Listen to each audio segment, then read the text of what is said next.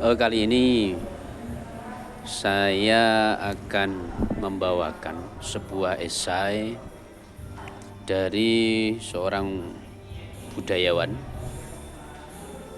yang bernama Pri GS.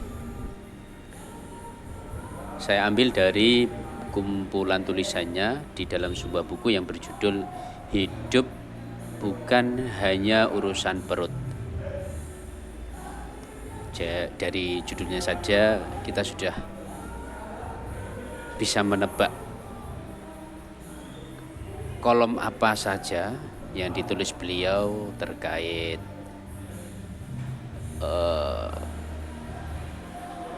kehidupan yang sedang berjalan ini. Oke, saya mulai. Ini kolomnya berjudul Meskipun Aku Tak Mengenalmu. Sudah tak terhitung aku lewat di jalan itu. Tak terhitung karena aku memang tak perlu menghitung. Tak perlu kuhitung karena cuma itulah jalanku. Mengingat disitulah memang jalan menuju rumah. Jika aku hendak pulang, hanya jalan itulah yang bisa membawaku. Kemanapun aku hendak pergi, dari mana aku ingin pulang, cuma jalan itulah jalanku. Meskipun jalanku cuma itu melulu, tak semua yang tinggal di jalan itu mengenalku.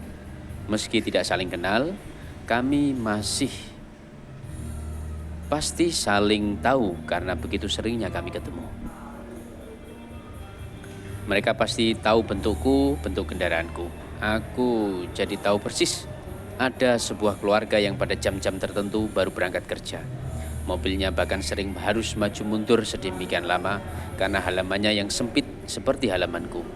Aku tahu persis ada jenis keluarga yang menjelang sore gemar bersantai di depan rumah sambil menyita jalan kaki. Aku tahu persis tentang anak-anaknya yang banyak dan gaduh di rumah yang lain. Anak-anak itu seperti tak kenal masa lelah.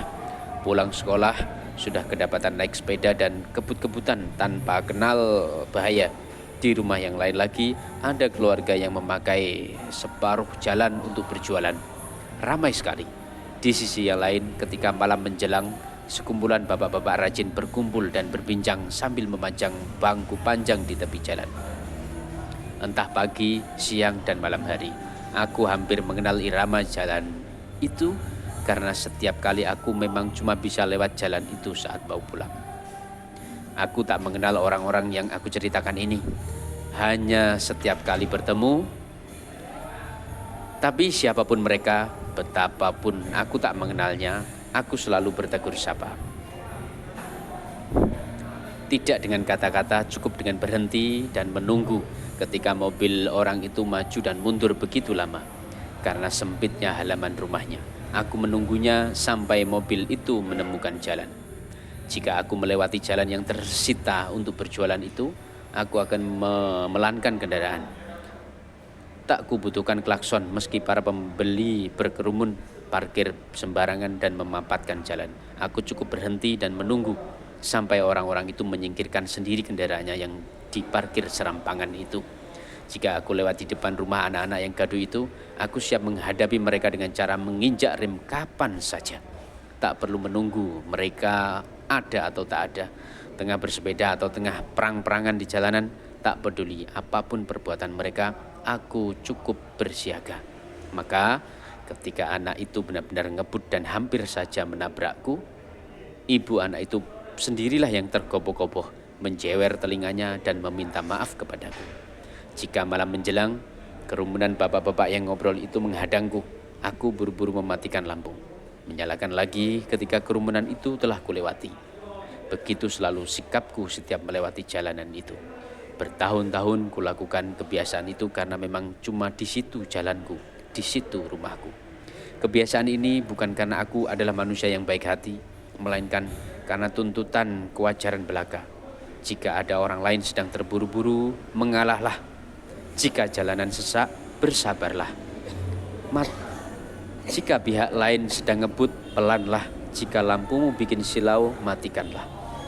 Rumus ini jelas serupa dengan jika engkau haus, minumlah. Jika engkau lapar, makanlah. Jika engkau mengantuk, tidurlah. Jika engkau sakit, mengadulah.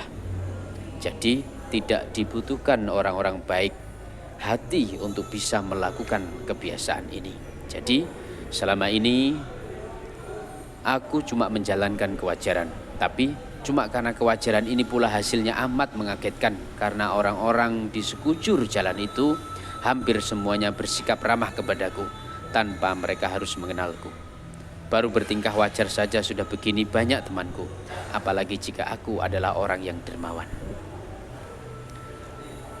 Begitulah kisah yang terpampang di dalam kehidupan. Ada banyak kisah di dalam kehidupan kita sehari-hari, tinggal kita punya waktu atau tidak untuk mengarahkan pandangan dan pikiran kita terhadap kejadian-kejadian kecil itu. Kejadian kecil yang sebenarnya jika kita nikmati, jika kita maknai, itu tentunya menjadi sebuah hal yang luar biasa untuk kehidupan kita. Maka dari itu, mari perhatikan hal-hal yang kecil. Terima kasih.